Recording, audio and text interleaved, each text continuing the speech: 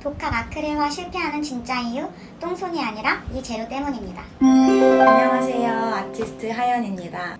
내 방 한 구석에 작은 캔버스를 펼쳐놓고 온전히 나만의 색으로 채워가는 시간. 생각만 해도 참 따뜻하고 설레는 일이죠. 요즘 많은 분이 일상의 스트레스를 풀기 위해 혹은 나만의 작은 힐링을 위해 아크릴화 독학에 도전하시곤 합니다. 그런데 혹시 이런 적 없으셨나요? 들뜬 마음으로 물감을 짜서 첫 캔버스에 붓질을 했는데 캔버스에서 물감이 겉돌고 겉돌다가 캔버스 천의 거친 오돌토돌한 질감 사이로 허옇게 밑바닥이 다 비치는 거예요. 당황해서 그 위에 물감을 더 덧칠하면 덧칠할수록 물감이 밀리면서 떡지고 붓자국이 더 세세하게 남는 거죠. 지우려 하면 할수록 그림은 더욱 탁해지고 결국 나는 정말 똥손인가 보구나. 소질이 없네 하면서 붓을 내려놓곤 합니다. 하지만 괜찮습니다. 단언컨대 그건 여러분들의 손재주가 아니에요. 진짜 원인은 여러분들의 손재주가 아닌 지금 쥐고 계신 그 재료 때문입니다. 사실 미술을 전공하지 않은 분들이 처음 미술 재료들을 살 때 어떤 정보가 없다 보니 가장 접근하기 쉬운 초보자용 저가 풀세트나 검증되지 않은 재료들을 덜컥 구매하기가 쉽습니다. 하지만 미술을 전공하고 대학원에서 매일 캔버스와 싸우며 그림을 그리는 저조차도 그런 재료를 주면 원하는 느낌을 내기가 어렵습니다. 재료의 한계 때문에 내 감각까지 의심하게 되는 거죠. 그 낭비들과 자책의 과정을 겪지 않으셨으면 좋겠습니다. 그래서 오늘은 가성비와 퀄리티를 모두 잡은 가장 정직한 6가지 아크릴 스타터 조합을 소개해드리려고 합니다.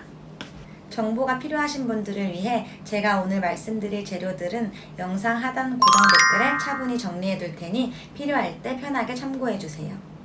딱 5만원 선에서 제 작업실에 항상 쟁여두는 프로급 가성비 조합을 하나씩 풀어볼게요. 첫 번째는 가장 중요한 물감입니다. 제가 추천해드릴 물감은 쉴드 모노폴리 아크릴 물감 세트 12가지 색입니다. 보통 전공자들이 쉴드 브랜드를 아주 친숙하게 많이 쓰는데요. 이 물감의 가장 직관적인 매력은 점도입니다. 물감이 너무 묽어서 줄줄 흐르지도 않고 짠에어 캔버스에 올렸을 때 딱 적당하고 기분 좋은 느낌을 줍니다. 그리고 250ml라는 압도적인 대용량이 주는 심리적 안정감이 장난이 아니에요.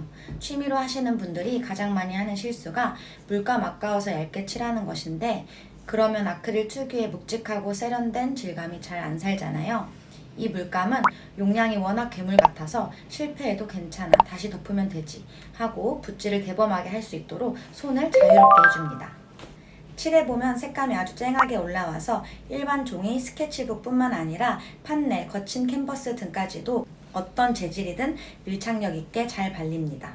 특히 붉은색이나 푸른색을 조색할 때도 탁해지지 않고 맑게 섞여서 12가지 색 기본 구성만으로도 여러분들이 원하는 미묘한 파스텔 톤도 다 만들어내실 수가 있습니다. 두 번째로 추천해드릴 재료는 바로 붓인데요.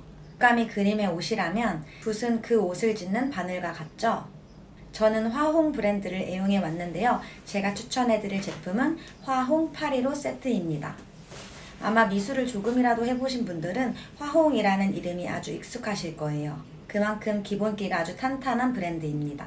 이 815 세트는 인조모로 만들어졌는데 천연모 못지않게 탄력이 정말 짱짱합니다. 아크릴 물감을 듬뿍 머금고 캔버스에 힘을 주어 밀어냈을 때 붓끝이 흐느적거리지 않고 내 손끝의 힘을 정직하게 캔버스에 전달해줍니다. 제가 쓰면서 가장 감동받았던 포인트는 이 붓은 털 빠짐이 거의 없다는 점이에요. 칠하는 도중에 붓털이 빠져서 물감과 함께 굳어버리면 굳은 뒤에 떼어내지도 못하고 정말 속상하거든요.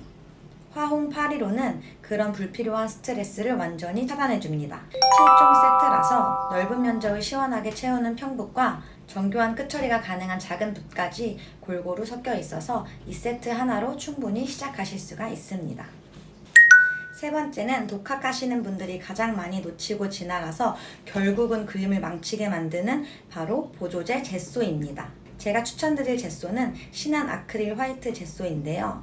캔버스 사면 그냥 거기다 바로 그림을 그리면 되는 거 아닌가요? 라는 의문을 품는 초보자분들이 많이 계십니다. 하지만 캔버스 천은 기본적으로 실로 짜여져 있기 때문에 젯소칠이라는 밑작업 없이 그냥 물감을 칠하면 실 조직이 물감을 다 흡수해버립니다. 물감은 물감대로 엄청 많이 쓰고 정작 캔버스 표면은 건조하고 뻑뻑해지는 거죠. 그림을 그리기 전에 이 진한 젯소를 물에 아주 살짝만 타서 캔버스 위에 얇게 딱 2번 정도만 발라보세요. 캔버스 위에 고운 실크처럼 미세한 코팅막이 형성되는데 이 밑작업을 거치고 나면 물감이 정말 미끄러지듯이 부드럽게 잘 발릴 겁니다. 발색은 배로 선명해지고 물감도 훨씬 절약할 수가 있어요. 귀찮더라도 이 젯소칠 하나가 그림의 격을 결정합니다. 저의 4번째 추천템은 젯소를 칠할 때 꼭 짝꿍처럼 같이 써야 하는 바로 젯소 붓입니다. 제가 추천하는 붓, 화홍 배경붓 8호입니다. 네, 배경붓 흔히 백붓이라고 많이 부르는데요. 가끔 젯소를 바르실 때 그냥 세트에 들어있는 얇은 미술붓으로 바르시는 분들이 계시더라고요. 그러면 100% 얼룩지고 결자국이 그대로 남아서 나중에 그 위에 정교한 그림을 그리기가 어려워집니다. 이 널찍한 배경붓으로 가로 한번 세로 한번 크게 쓱쓱 밀어주시면 온통 하얗고 매끄러운 완벽한 도화지가 완성됩니다. 넓은 면을 다룰 때는 도구의 폭이 넓어야 얼룩이 지지 않아요. 여러분의 손목 피로도와 소중한 작업 시간을 극적으로 아껴줄 고마운 친구가 되기도 합니다. 5번째는 뒤처리의 스트레스를 날려줄 화홍 종이 팔레트입니다. 수채화 물감은 마르면 물을 묻혀서 다시 쓸 수 있지만 아크릴 물감은 마르고 나면 플라스틱이나 고무처럼 완전히 굳어서 물에 녹지 않습니다. 그래서 멋모르고 예쁜 아크릴 팔레트에 물감을 짜서 쓰다가 나중에 굳어버린 물감을 철수세미로 박박 긁어내며 내가 왜 시작했지? 후회하시는 분들을 봤어요. 싱크대 하수구가 막히는 주범이 되기도 하고요. 종이 팔레트를 사용하면 특수 방수 코팅이 되어 있어서 물감이 종이 아래로 배어나오지 않습니다.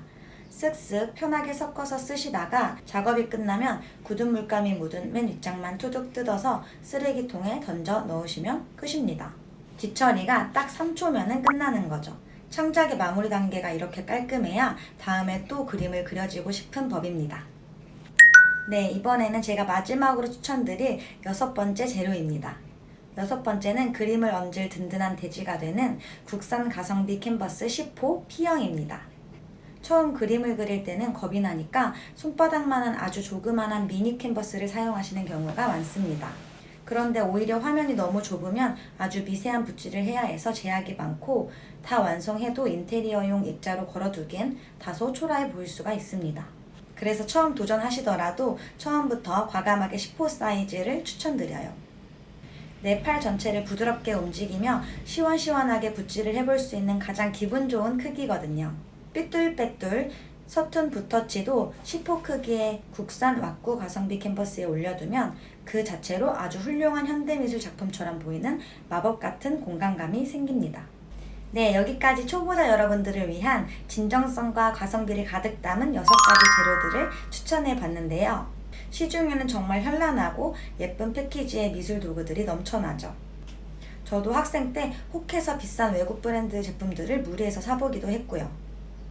하지만 수년간의 시행착오 끝에 깨달은 것은 그림을 그리는 진짜 즐거움은 비싼 도구를 소유하는 것이 아니라 내 마음에 드는 정직한 도구를 손에 쥐고 온전히 몰입하는 그 순간에 있다는 것입니다. 오늘 제가 소개해드린 이 소박하지만 든든한 6가지 재료들의 최저가 정보는 아래 고정 댓글에 깔끔하게 링크로 남겨둘게요.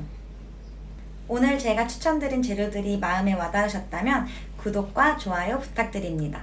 궁금한 점은 언제든지 댓글에 남겨주시면 제가 하나하나 답변해드리도록 할게요. 지금까지 아티스트 하연이었습니다. 안녕!